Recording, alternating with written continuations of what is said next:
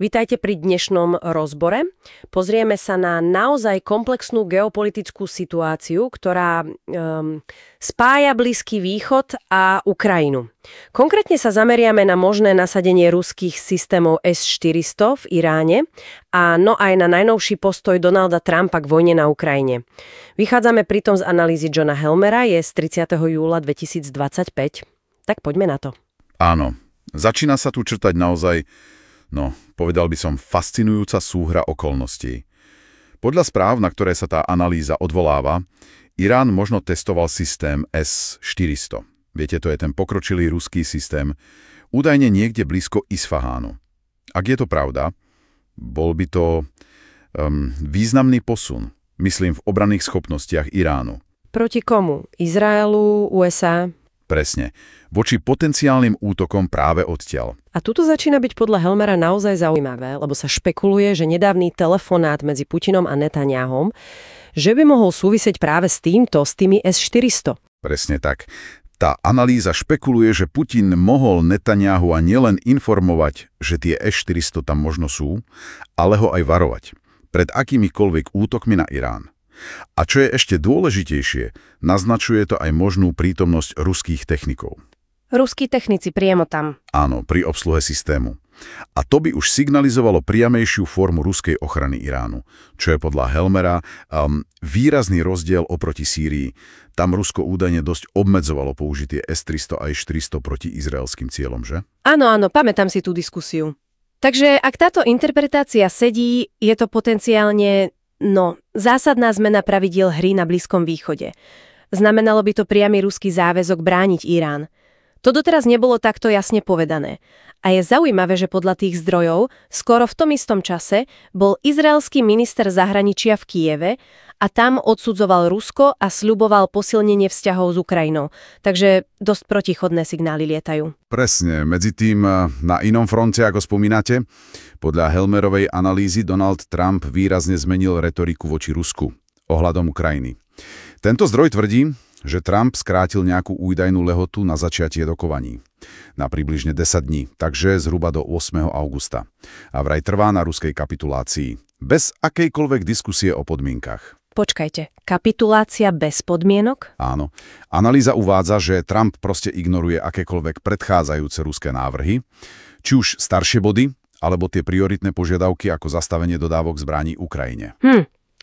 To znie naozaj nekompromisne, skoro ako ultimátum. Kapitulujte, alebo... Ten zdroj to prirovnáva k postoju Bidenovej administratívy pred februárom 2022, ktorý podľa tejto analýzy vlastne viedol k vojne. Ako na túto zmenu postoja údajne reaguje Rusko, podľa Helmerovho pohľadu? Helmerová analýza tvrdí, že v Moskve táto zmena vyvolala istý druh úľavy. Úľavy? To je zaujímavé. Prečo? Podľa jeho interpretácie Trumpov nekompromisný postoj vlastne ukázal, že rokovania v tejto chvíli nie sú reálne.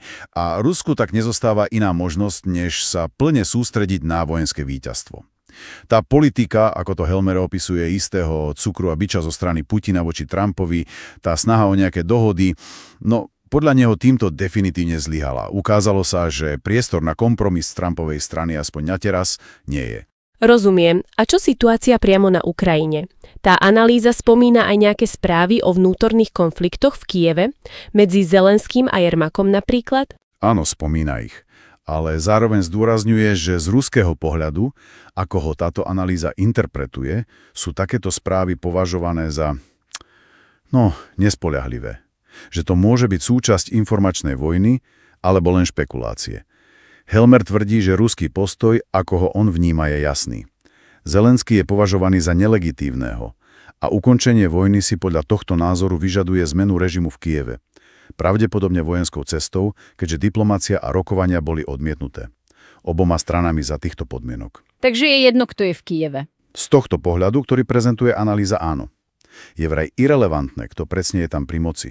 Či Zelenský, Zálužný alebo niekto iný, pokiaľ nedôjde ku kapitulácii alebo k zásadnej zmene postoja. Analýza sa dotýka aj Európy, že?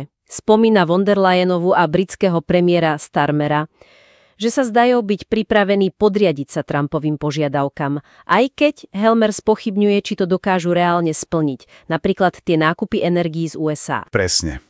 A ak tieto informácie z Helmerovej analýzy spojíme dohromady, tak sa nám tu črtá obraz potenciálne zásadných geopolitických posunov.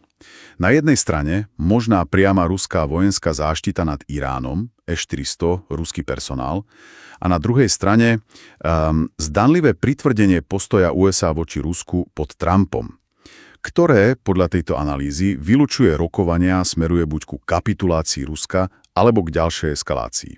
Priestor pre diplomáciu sa tak podľa tohto pohľadu naozaj výrazne zužuje. Čo to teda signalizuje? Podľa interpretácie v tomto materiáli zdá sa vstupujeme do fázy, kde dominujú čisto mocenské kalkulácie a vojenské riešenia akoby naberajú na priorite pred tými diplomatickými snahami. Presne tak. A to nás vlastne privádza k takej záverečnej myšlienke na zváženie, ktorá z tejto analýzy vyplýva. Ak sú tie diplomatické cesty naozaj uzavreté alebo teda minimálne výrazne obmedzené, ako tvrdia analyzovaný zdroj, aké iné, možno menej zjavné faktory, či už ekonomické tlaky, vnútropolitické zmeny v kľúčových krajinách alebo možno nejaké nečakané technologické prekvapenia na bojsku, by ešte mohli zásadne ovplyvniť ďalšie smerovanie týchto dosť prepletených konfliktov.